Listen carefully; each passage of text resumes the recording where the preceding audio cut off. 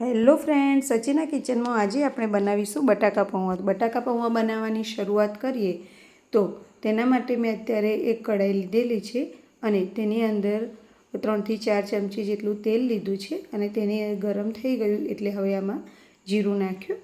ત્યારબાદ આપણે સિંગદાણા લીધેલા છે તેને આ તેલની અંદર સરસ એવા સાંતળી દેવાના છે.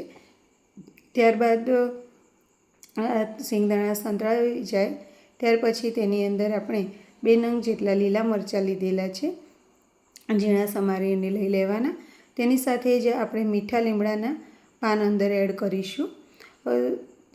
તેનાથી ખૂબ જ સરસ એવું ટેસ્ટ આવે છે. તો બટાકા પૌવામાં મીઠા લીમડાના પાન આપણે ઉમેરીશું. તેની સાથે જ હવે આપણે તેની અંદર વરિયાળી પણ ઉમેરીશું 1 ચમચી જેટલી અને થોડી અંદર હિંગ એડ કરીશું.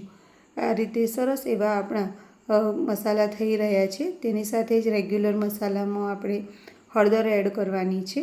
તેની સાથે જ આપણે મીઠું લઈશું સ્વાદ અનુસાર થોડું અને તેની સાથે જ હવે આપણે લાલ મરચું પાવડર અંદર એડ કરી દઈશું. તેને હવે બરાબર મિક્સ કરી દઈશું અને તેની સાથે જ આપણે બાફેલા બટાકા છે, મેં 3 થી 4 નંગ જેટલા બાફેલા બટાકા લીધેલા છે તો તેને આપણે સમારી અને લઈ લીધા છે. તેને પણ તેની અંદર એડ કરી દઈશું અને આ બધી જ વસ્તુઓને બરાબર મિક્સ કરી દઈશું અને આ થોડું ચડે ત્યાં સુધી હવે આપણે આ પૌવા લીધેલા છે તે પૌવાને મેં ધોઈ અને 4 થી 5 પાણીથી ધોઈ દીધેલા છે, ચાળી અને લીધેલા હતા. તો હવે તેને આપણે આ રીતે એકદમ કોરા થઈ જાય ત્યારબાદ તેની અંદર આપણે રેગ્યુલર મસાલા કરી લઈશું, જેમ કે મરચું પાવડર છે, હળદર છે. તેની સાથે જ આપણે ધાણા જીરું પાવડર અંદર એડ કરીશું અને તેની સાથે જ આપણે મીઠું અને લીંબુને પણ ઉપયોગ કરીશું. તેની સાથે આપણે જે દળેલી ખાંડ લેવાની છે તે આ પૌવાની અંદર એડ કરી લઈશું. આ રીતે ખૂબ જ સરસ એવો ટેસ્ટ પૌવાની અંદર પણ આવી જશે. આ રીતે જો તમે અલગથી મસાલા પૌવાની અંદર કરી દો તો ખૂબ જ સરસ એવો બધો જ મસાલો પૌવામાં મિક્સ થઈ જાય છે અને ટેસ્ટ પણ બધા પૌવામાં એક સરખો આવે છે. તેની સાથે જ આપણે લીંબુ એડ કરી દઈશું. આ રીતે ખૂબ જ સરસ એવા ચટપટા એવા મસાલેદાર બટાકા પૌવા અત્યારે રેડી થઈ રહ્યા છે. તેને લીંબુ નીચોવ્યા બાદ બરાબર મિક્સ કરી દેવાનું. ઘણી વખત એવું થાય ઘણાને કે કોઈ બાજુ ખાંડનો ટેસ્ટ આવે, મીઠાનો ટેસ્ટ આવે, પણ આ રીતે બનાવીએ તો ખૂબ જ સરસ એક સરખો ટેસ્ટ આવે છે. સાથે જ આપણે એક ટામેટું લીધેલું છે તેને પણ ઝીણું સમારી અને અંદર એડ કરી દઈશું. આ રીતે સરસ એવું તે ચડી જાય ત્યારબાદ આપણે જે પૌવાની અંદર મસાલો તૈયાર કરેલો હતા પૌવા તે અંદર એડ કરી દઈશું. આ રીતે તેને ધીમેથી એડ કરી દેવાના અને જો આ પૌવાની અંદર દેખી શકો છો કે મસાલો સરસ એવો ભળી ગયો છે કે જેથી કરીને હવે આપણે મિક્સ કરવામાં પણ સરળતા રહેશે અને ટેસ્ટ પણ એક સરખો જ આવશે. તો આ રીતે સરસ એવા આપણા પૌવાને આપણે મિક્સ કરી દઈશું. ઘણા કાંદા પૌવા પણ બનાવતા હોય છે, તેનો ટેસ્ટ પણ ખૂબ જ સરસ આવતો હોય છે.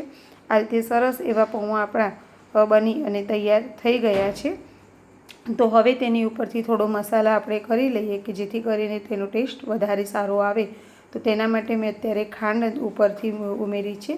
સાથે જ તેમાં લીંબુનો રસ લઈશું અને થોડું મીઠું એડ કરીશું કે જેથી કરીને તેનો એકદમ ચડિયાતો એવો ટેસ્ટ આવી જાય.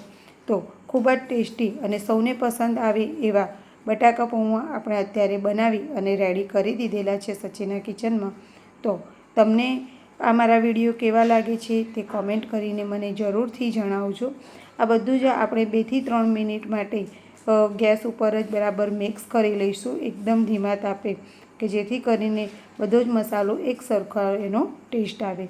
એકદમ છૂટા એવા સરસ બટાકા પૌવા અત્યારે બની અને તૈયાર થઈ ગયા છે. ઘણા બટાકા પૌવામાં એવું હોય છે કે મોઢામાં મૂકતાની સાથે લોચા વળે કે ટેસ્ટમાં મજા ના આવે, પણ જો તમે આ રીતે બનાવશો તો તમને ચોક્કસ ફાવશે અને તમારા ફેમિલી મેમ્બરને પણ ખૂબ જ પસંદ આવશે.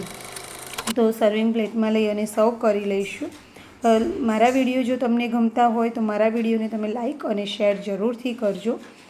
સાથે જ આપણે હવે તેને ઉપરથી થોડી ડુંગળી એડ કરીશું અને તેની સાથે જ આપણે દાડમના દાણા લઈશું અને કોથમીર લઈશું. આ રીતે તમે ગાર્નિશિંગ માટે પણ તમને પસંદની વસ્તુ લઈ શકો છો. તેની અંદર ઝીણી સેવ પણ ઉમેરાય, ડ્રાયફ્રૂટ્સ પણ લેવાય કિસમિસ પણ લેવાય. આ રીતે બધી વસ્તુઓથી તેને ગાર્નિશ પણ કરી શકો છો તમારી ચોઈસ અનુસાર.